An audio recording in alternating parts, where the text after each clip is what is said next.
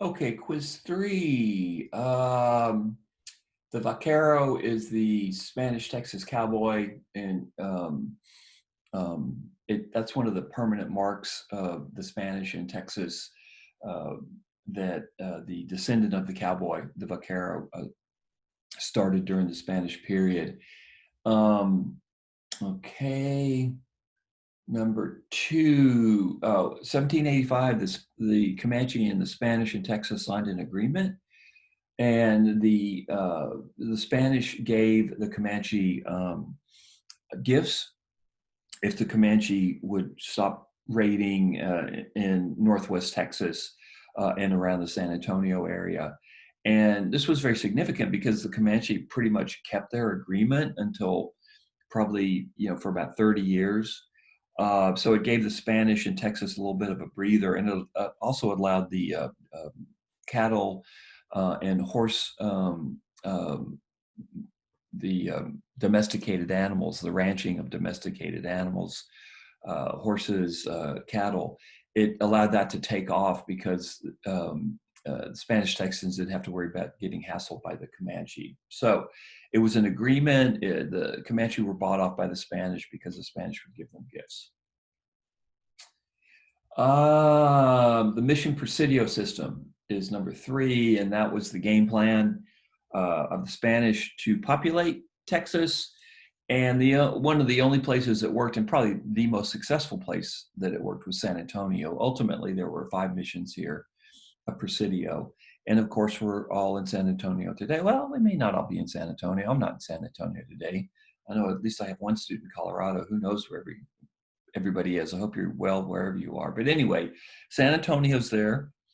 And it was the one area where the Mission Presidio system worked. The second in Texas is the lovely city of Goliad, where La Bahia, the mission that was designed to help the Kronk, was located. So mostly the Mission Presidio system was a failure. And if I wanted to torture you, I think there were like 26 missions in Texas or something like that. And I could ask you each and every one of those missions and make your life completely miserable. But that's not the way I roll. Last week, we talked about the borders of Spanish and Mexican Texas. And the answer is Spanish in Texas consisted of what today is Central and East Texas. The southern border was the Nueces, not the Rio Grande. So it's and I've posted a bunch of maps about this. It's a very different conception of Texas. It fits within the Texas that we understand as we understand Texas today, but it was not seen. The boundaries of Texas were not even imagined during that period. Okay, after 1803, Spanish gained a new neighbor. And let's see, sorry about here, not being very articulate. Oh, so 1803, the U.S. becomes a neighbor to Spanish Texas. And what this meant is that the Comanches start to become a problem again, even in the face of the 1785 treaty, because the plantation owners in Louisiana, Alabama, Mississippi, Arkansas, they want horses. They need horses because their area is growing so quickly. And so the Comanches begin a business stealing horses in Texas and selling them in the United States. So the creation of Louisiana and the Louisiana Purchase by the United States was not a good thing from the Spanish point of view. It only caused the Spanish and later the Mexican headaches. And by the 1840s, Texas is part of the United States. So Comanches are stealing horses in Texas, selling them to planters in places like Louisiana, Alabama, Mississippi, etc. Number 6, one of the great surprises of Spanish Texas has to do with the rights of women. And the answer to that is Tejano women enjoyed strong property rights. And unlike the 13 British colonies, females maintained possession of their property even after they were married. So you wouldn't think about this, but it's true that women in Spanish Texas had the strongest property rights in all of North America. Pretty incredible. Number 7, oh, it's the neutral ground was that area that was created after the Louisiana Purchase. Thomas Jefferson, he argued that the Louisiana Purchase stretched all the way to the Rio Grande. The Spanish, of course, based on La Salle, the French being here, the Spanish, of course, rejected that. And why did Jefferson say that? Of course, he wanted Texas for cotton, right? They're already thinking about cotton production in the U.S. in the early 1800s. The Spanish say no. There's almost a fight along the Sabine between the Spanish and the Americans, but the local commanders on the spot come up with this deal, and they create this neutral zone, which was completely unpoliced. It had no sovereignty. It was really a nutty place. You wouldn't have wanted to go there. No law at all. And then it ends in 1819 when the Adams-Onis Treaty creates the Sabine as the border between Texas and Louisiana, and all those issues get settled. The Lafitte brothers, they're famous in New Orleans because they fought in the War of 1812, but in Texas, they were more notorious because they used the area around Galveston Island to smuggle slaves into Louisiana, slaves that had come directly from Africa into Louisiana. So pretty bad. When I was a kid, the Lafitte brothers were very, romantic because they fought with Jackson in the War of 1812 and blah, blah.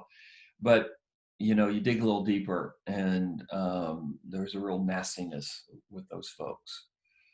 Number 9, what do we know about Indian groups that we used to label as Colatecans? What we know is that they weren't slaves. They came in and out of the missions on a seasonal basis. They actually helped defend the missions. And for the most part, they kept their tribal customs. We used to think that they were completely dominated by the Spanish, but that's not true. Also, by the 1760s, 1770s, 1780s, they were dying out because of their contact with the Spanish. Always happens when there's Indian-European contact. Always disease. Number 10, according to Torget, what's the best description of San Antonio in 1819? And what happened to San Antonio is a wreck. It had just suffered from a major flood, was still suffering from Indian attacks.